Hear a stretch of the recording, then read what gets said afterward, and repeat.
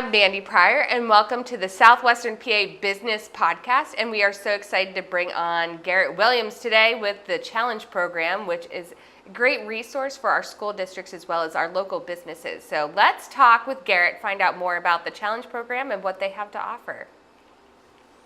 Hi, Garrett. Hi, Mandy. How are you today? I'm good. How are you? I'm doing well. Thank you so much for having us. You are so welcome. So this is your first time being on a podcast/videocast ever, right? It is, yes. And I can tell you that our social team is very active, and they've always wanted me to do TikToks and things like that, and I've been quite averse. So they're very happy that I'm at least doing this. We're breaking you in today. I'm Yes. sure you'll do well. And I know TikToks can be daunting, especially on a continual basis. But after today, you'll be a seasoned pro, so I can send you back to them. I appreciate it. Sure. So tell me a little bit about yourself and your involvement in the Challenge Program. Sure. So, I've lived in Pittsburgh my whole life, 28 straight years, went to Pitt, went to Hampton and Deer Lakes. So, large family upbringing in the northern part of Pittsburgh. And now that I'm involved in the Challenge Program, we are an educational improvement organization that looks to connect local businesses with local high school students to help them develop professional skills while they're still in school. And, that's just really gratifying is, being able to give back to the community that basically raised me throughout all these years and, being able to contribute to such a pillar of the community like education. And especially with, everything that we're hearing that the four-year college is kind of losing steam. Yeah. And, a big part of what we do is workforce events, as an educational improvement org, to help those kids develop the professional skills. And a big part of that is kind of showing them all the different career paths that are possible. Which I think is so important. I mean, I don't think I knew everything back when I was growing up. I didn't know all of the careers that you could be in or what they were about or, you just kind of took on your own path. Yeah, and I think especially to like that degree, what we really specialize in is kind of showing like the depth of companies, if that kind of makes sense. So, we have healthcare partners as business partners, or we have construction firm partners and things like that. And if you were going up to a high schooler, they'd probably tell you, if you wanted to work in a hospital or for a construction firm, they'd probably say, oh, I need to be a doctor or a nurse, or I need to basically wear a hard hat for a living. But what we kind of try to aim to do is kind of show them, well, no, there's whole teams that go into these organizations. They have multiple sectors within them that you may never wear a hard hat if you're in a construction field. Exactly. There's going to be sales teams. There's going to be administration teams, IT teams, all these different things. And even additionally, all the different trades that you could get into through construction or with, with some of the hospitals. They're even starting to branch out into some of the trades because things that people don't typically think about is, these are, $1 million buildings that they run, these hospitals. They need HVAC, they need janitorial staffs, all that stuff. So they're starting to break into the trades as well to pick up those guys and girls to, help run these incredible buildings. Well, and the trades I think are, I think there's a big push for them here in the Pittsburgh region. Growing the trades. I mean, not to say university degrees, and doing both is even more advantageous. I know a lot of people's, and I'm going to keep using construction now, but a lot of people's strategic pathways are, I'm going to do this career when I get older, and this is that. But say you go to school for business or marketing, and then you go and learn a trade on top of it. You can run your own business doing that trade. You might be hands-on in it to learn it completely and then run your own business. And you can make a really good salary in trades. Absolutely. I mean, especially so, some of the ones that we've been hearing from recently is especially like plumbing. People, we've talked to a few plumbers that are like, listen, I wish we could just communicate to these kids, what a life you can live being a plumber, consistent work, you can be your own boss, things like that. And I just really think that, like I said, showing the career paths is a big part of what we do. But additionally, kind of what you were alluding to with the push for trades in Pittsburgh. Pittsburgh is such a unique city where, we have that blue collar spirit, but we also have these world-class universities in Pitt and CMU, Carlow, Point Park, Duquesne, etc. And to have that blend of that blue collar spirit and these incredible, brains that we have in the city, I think we have a really great opportunity to, be a city of the future if we can, stop a brain drain, keep this talent here, and kind of like what you said, if you're going to school for one thing, it's great, but it's also great to be able to pick up and delve into these trades because those are things that are always going to be around. Absolutely. And as AI gets more involved in every single career path, and just simplifying, streamlining, we're in a whole new generation that's moving very, very fast toward what we're going to have here in the future, which is great. But there's still going to be a need for all those trades. There's still going to be a need for all of that, and new equipment will come out with different kinds of mechanics and whatnot. Yeah, and I think that's a big part of our responsibility as well, is to kind of show students that are coming up what that world's going to look like. And we've definitely been looking to partner with AI firms and AI integration companies and things like that to kind of, get into the schools to tell the kids, hey, I'm already working in this space. This is what you can expect. This is what you should prepare yourself for, things of that nature. So that way, it's not, you're not being completely blindsided by AI. There's, you have a pathway and you are informed, and what they've always told me is it's more about, excelling your employees and furthering their knowledge rather than, taking responsibilities away from them. It's kind of enhancing their jobs and finding ways to do that with AI. Yeah. So career readiness and the upcoming generation. What are some of the things that the Challenge program is doing to help, and what are they? What are you seeing in terms of the students? Yeah, so a big part of what we do when we actually get into the schools are workforce events.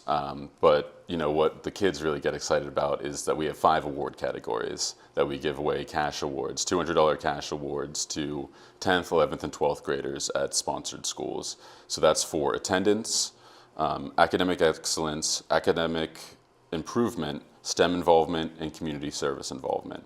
Because we believe those are some of the traits that if you're applying yourself in those, you're gonna become a well-rounded individual, well-rounded professional someday. Yeah. And then on top of that, what we really specialize in are these workforce events.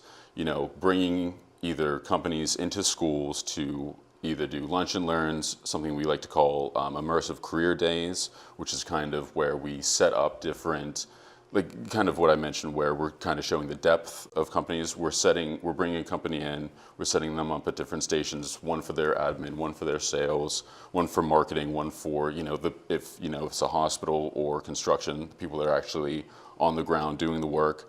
So the students can kind of see, they, stop off and see all the different team members that make up all these successful firms.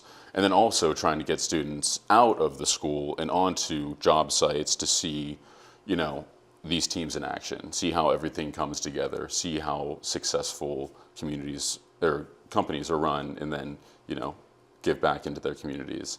So I'd say those workforce events and giving those kids professional experiences is a big part, and probably the biggest part of what we do. That's great. I mean, the kids these days are amazing. They're more educated, I think, than our generation, with just having so much available at their fingertips. Whereas, I lived in a library. I was in the library in the back stacks. I was English lit. So, but it was so limited at that point. There was no Google. I mean, I hate to say that. I don't know when Google started getting bigger.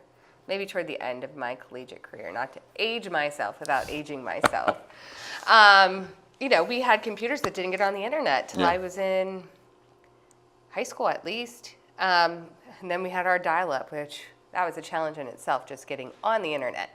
But what you guys are doing by getting in the schools and showing them a career path hands-on, especially because their minds want to learn on a hands-on environment. Absolutely. Yes. They don't want to sit there. They sit there all day long. That is the last thing that they're going to do through learning is sitting and hearing a lecture. I think hands-on experience gets them excited about what they're doing and learning how to do new things. So that's That's great. Yeah, and I'd say the biggest thing that I've seen, so I'm very lucky that I'm not only on the donor side of bringing in new schools and bringing in new businesses, but I'm also on the program side. So I actually get to go into the schools. I do our kickoff assemblies in Allegheny and Armstrong County, and I put on these workforce events with our business partners in Allegheny and Armstrong as well.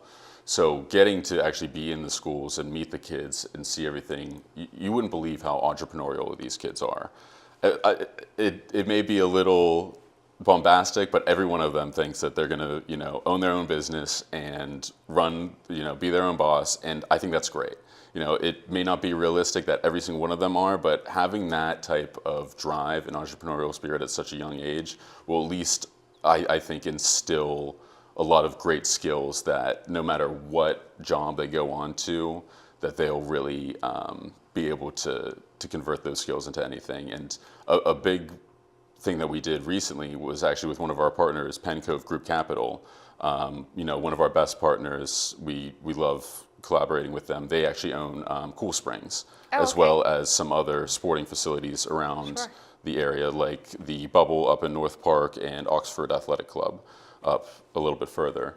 But we created an entrepreneurial contest with them to help the students at the schools that they sponsored kind of find their entrepreneurial spirit. And their task was to basically design a business plan from the ground up, and then they got to pitch it to us, and then we sent it along to the Penn Cove Group Capital people for their final assessment. And all of this was based around honoring their late founder, Brian Shanahan, who passed last year. Yeah, yes. I knew him. And he had just such an incredible entrepreneurial spirit that we really wanted to work with them to help capture that and pass that along to students and exemplify that in current students. And we had a great winner, Ryan Murray from South Park, who created an awesome plan.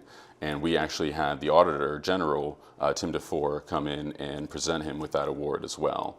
And that's one of our bigger projects that we've done, but we're doing projects like that at over 150 schools from Johnstown West in, Ohio, West Virginia, and we're even expanding east into Philadelphia this summer. So we're really in a growth period and doing some exciting stuff right now that we're really looking forward to. That's amazing. Thank you.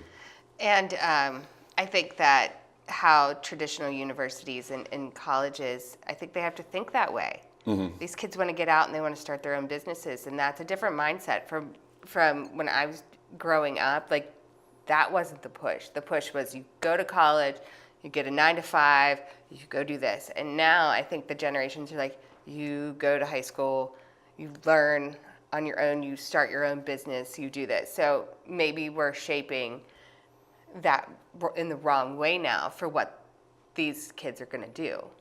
Like, I think that I took a class on entrepreneurial, we had to do a marketing plan, and I was on a team, and we came up with bringing nail polish remover. Because whenever you're out, you hate having bad-looking nails. So it was attached to a keychain, and you would be able to take your nail polish off wherever you are. So if you're like, oh, I have to go to this business event, I don't want my nails to look terrible. So, but I thought that was such an interesting project to look at the SWOT marketing analysis and look at the business plan and then it's just a product. But these kids don't necessarily know all those steps leading up. So I think what you're doing in the schools is great to say, okay, you have a great idea. Here's how you get to that idea and make it your own company. Yeah, and I think so much that you hear about is kind of that project-based learning that you've talked about. Universities are talking about it, high schools are talking about it, and we are a great way for schools to kind of implement that is, because we have, whenever we come into a school, our program costs nothing for the school. They get the $3,000 in cash awards for their students and those are all picked by the administration as well. So the students, once the challenge program comes into a school, the students don't have to apply for their school-wide awards. Those are all selected by their administration, so any student in the 10th, 11th, or 12th grade could win those. Yeah. And that's how we met. Yes, that is true at South Fayette. Yeah. Yeah, I was giving out a scholarship for the Common Good Foundation. Mm-hmm. You were there giving out your awards, and I was like, what do you do? This sounds great. Mm-hmm. We need to meet. So it's just amazing how you're just in the same place at the same time and Serendipity. It's lovely, isn't it? serendipity. Yeah. Very, very nice. So what other partners have you worked with? So right now, a big one that we're, especially in this area, that we're really excited about is Cohen Markets. Cohen Markets. They're doing a lot this year. They're a member of the chamber. Yes. They're doing great so stuff. they had one school last year, Baldwin High School. It went pretty well, and they were very excited to expand on something called EITC, which is Educational Improvement Tax Credits, which, since we are an educational improvement organization, they are specific tax credits that you can get through the state of PA that can pay for up to 90% of our sponsorship through schools.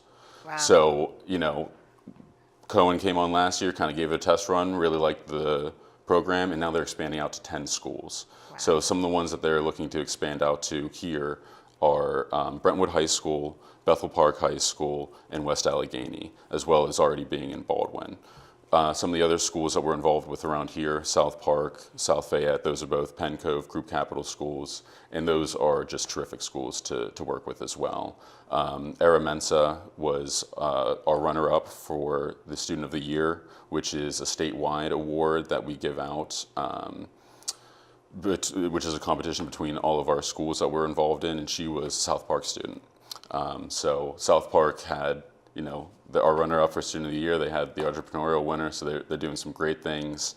South Fayette the year before had our commitment to community service winner and also a runner-up for Student of the Year. So it's great to see so many school districts out here really going to the challenge and bringing it to the table. Yeah, it's really great, and we're really excited to just continue expanding. We have WM Waste Management is a newer sponsorship we have down at Brashear, which is also not too far away from here, and we're really hoping to expand that partnership as well, because they're such a massive company. And I think a big thing that I personally learned through our partnership with them this year is they're actually not much of a waste company anymore. They're more of a sustainability company. And being on their tours and learning about how they can reuse the trash and stuff was fascinating to me. I was asking questions every 2 seconds whenever we're down in Washington on one of their tours. But yeah, we have some really great partners around here. And we also, I know I've talked a lot about some of our more hands-on partners, but we also have a lot of great financial partners as well, because financial literacy is a big part of what we do in helping students learn stuff about that. And I'd be remiss if I didn't give a shout out to my guy Rob Toombs at Bank of America. He's just an all-time champion of our program, and I always want to give him his flowers whenever I can. His due diligence. Well, I think financial literacy is so important,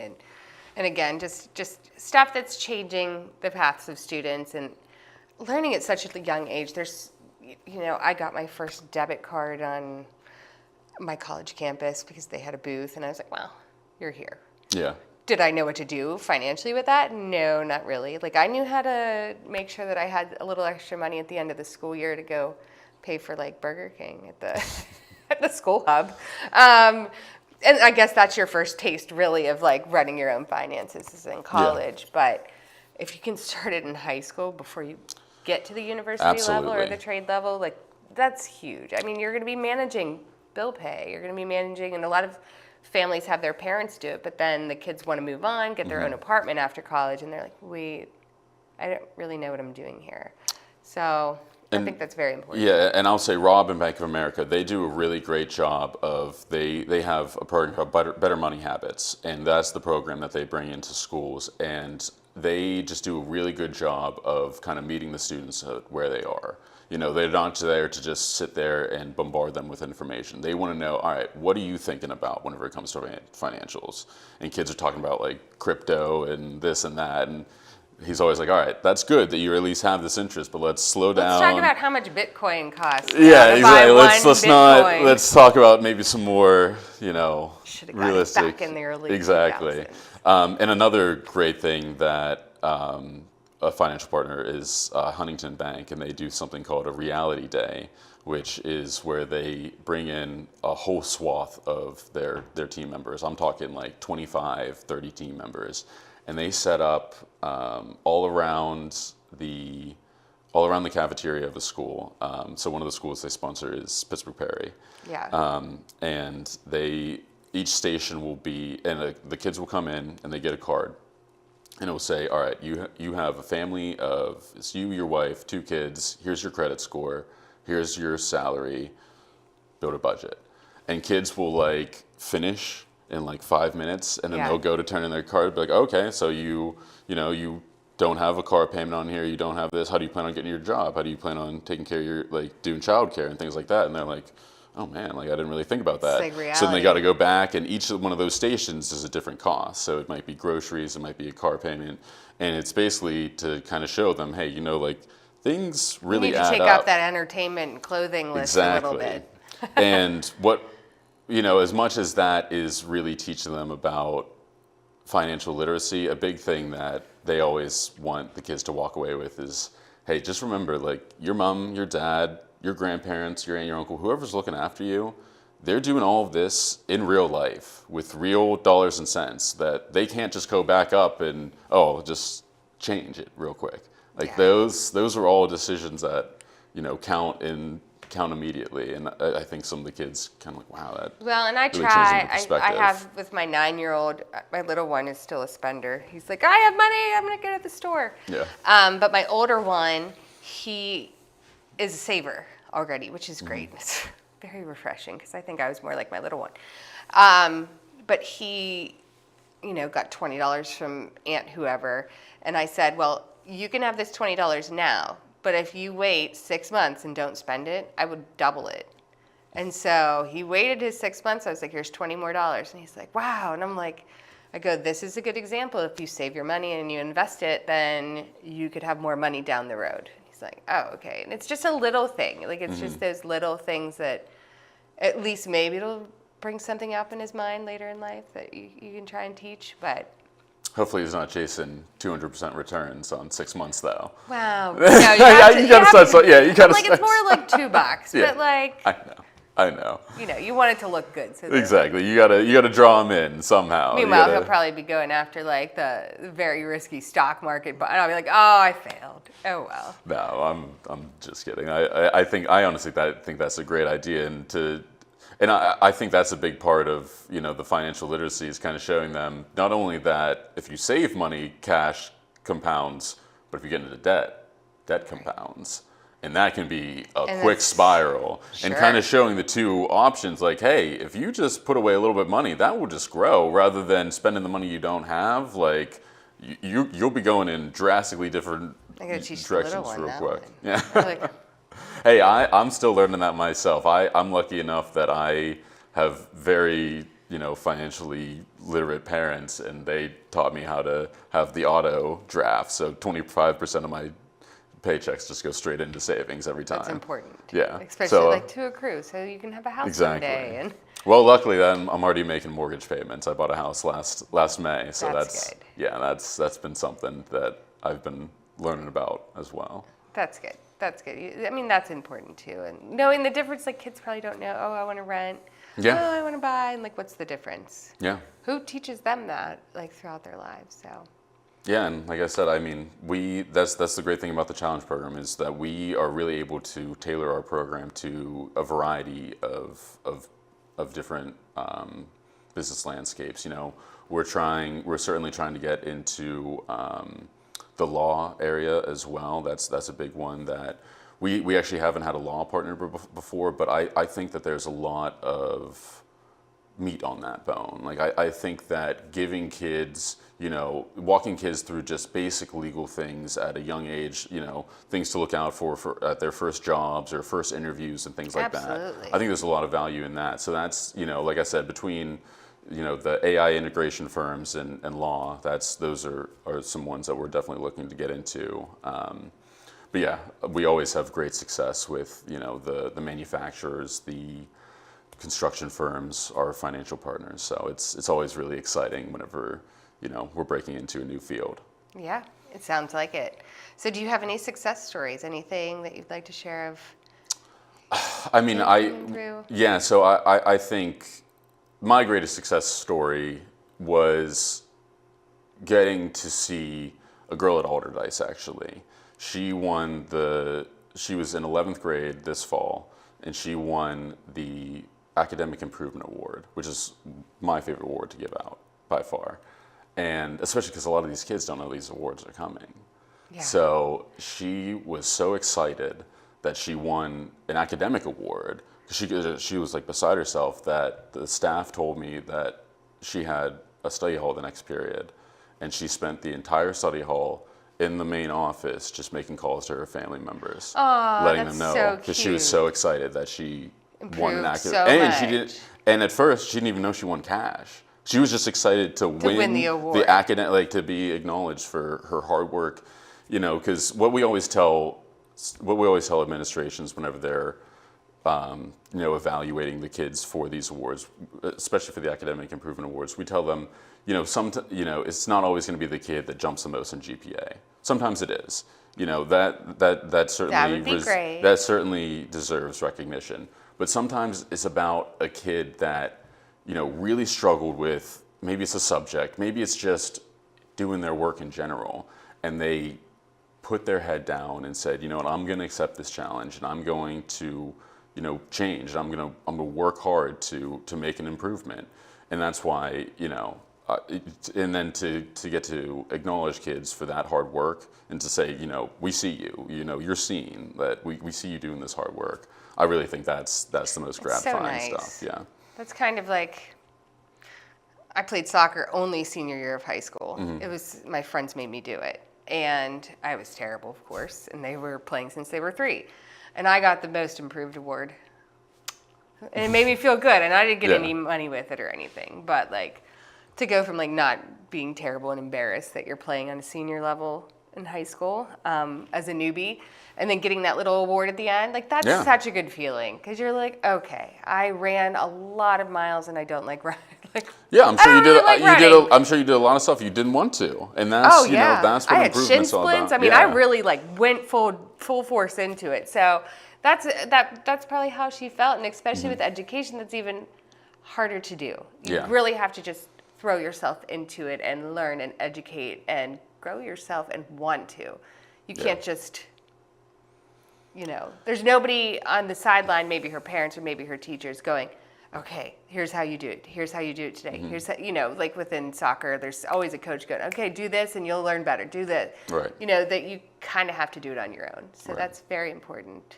Yeah, and like I said, that just to be able to see that and be able to hear that, it really meant a lot. Because like I said, I'm very lucky that I get to be mission oriented. The mission of our organization is what I genuinely strive to do every day, to help these kids, get ready for the real world and help this city get ready for the next generation of workers. Because we want to keep them here. Yeah, absolutely. I mean, we're a city of the future.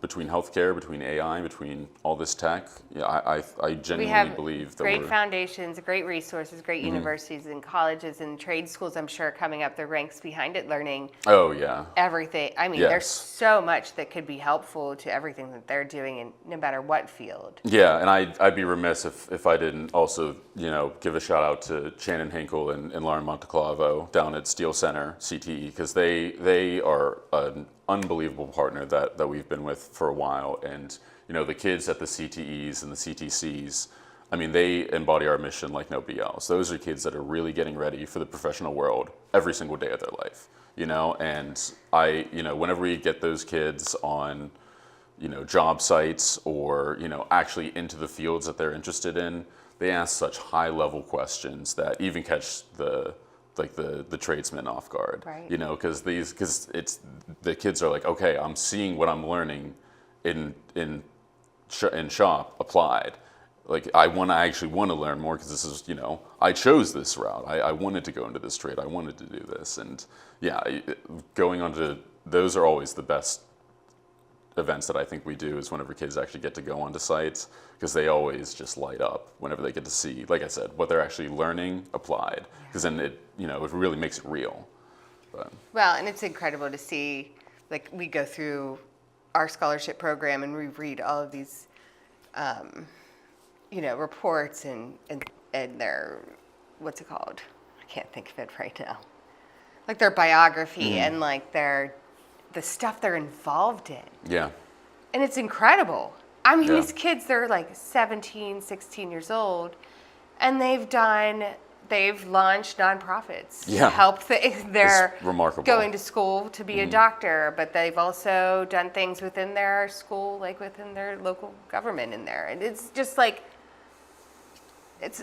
they have the resumes of 40-year-olds, and you hate to say that to them. You're like, you're pretty impressive. Yeah, I mean, humble in front of you. the volunteer landscape has drastically changed. I remember, I mean, I'm 10 years out of high school this summer, and whenever I was going to high school, it was like, volunteering at your church, and maybe picking up some soccer camps or something like that. And that was, that's was pretty good. good. That's good. You're still helping the community. You did your intramurals, and but like I said, so we have 2 statewide awards that we recognize students for as well. Student of the Year, which is just kind of a cumulative award for students that go above and beyond, and demonstrate our mission. But we also have commitment to community service, and hearing about the submissions, kind of like what you said, like kids are like legitimately starting their own 501c3s that they're like planning on running for and I was just blown away, because I figured you just get like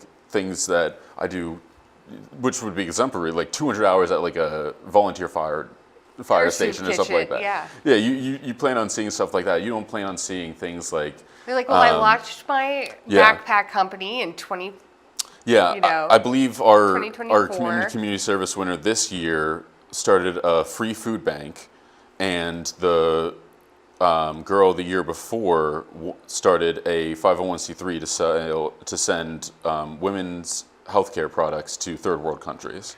I think I read something about it. Yeah, she went to South Fayette, so she was from the area. It's incredible. Unbelievable. Like the students that I've been able to meet through this program are genuinely unbelievable, and that's why, like I said, I feel so lucky that I get to be on both sides. That I work with donors and bringing in new schools and new businesses, but I also get to live the mission and see these kids applying themselves every single day. Wonderful. Well, I think you're doing a great job out in the community. Thank you. The chamber is here to obviously support what you're doing as best as we can, and hopefully put you in front of some businesses that could really partner with you guys and partner in the school districts and make a difference. Yeah, I mean, we're always looking to expand. We're always looking to bring on new partnerships. Like I said, so we're based out of Johnstown, but we are expanding out into Philly. We have a great presence on the western part of the state, and then we're also looking to probably go north up to Erie at some point. So, if there's any way that people will ever want to get involved with giving back to their community and also meeting the next, generation of workforce, I think we're one of the best ways to do it, if not the best, especially like I said.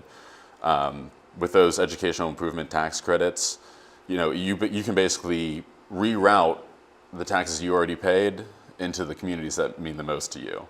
And I think that is just the best part of being able to partner with us, is being able to basically control where your tax dollars are going, and then also bring on a whole philanthropy wing, because whenever you bring us on, we basically become part of your team. We take care of all the scheduling, all the setup, all the contact with the schools, all the creation of materials for our events, all the scheduling, busing, things of that nature. And then the company just gets to come in and connect with the kids, and they get to keep their mind on their own bottom line. They don't need to spend time venturing out into things that they don't excel at. Well, and in the phone and digital age is all well and good, but hands-on through a business could change the pathway of a kid's career. Absolutely. They might be online and be like, oh, I want to do this, and I want to go here. But then they're like, stop, listen for a second to what you could do right where you are. And it could be an amazing journey for their lives and their career paths. So I think it's worth it to the businesses, just to inform them what they do. Yeah. Yeah. Well, thank you so much for coming on today. Thank you. And we'll share more information out there, how people can reach out to you. Absolutely. Get more involved, get into those school districts, and help the kiddos out. Yeah. Thank you so much, Mandy. I really appreciate it. You are so welcome. Thanks, Garrett. Thank you for watching this episode of the Southwestern PA Business Podcast. Thanks to Garrett Williams and the Challenge Program for coming on to tell us a little bit more about what they do and how they help our local school district. Businesses, you heard them, this is how you can get involved and do something good for the community, give back to those students. Also, just a reminder, our car raffle is coming up August 31st. So if you haven't gotten your tickets yet, please go to southwestregionalchamber.org, and we'll see you on the next episode of the Southwestern PA Business Podcast.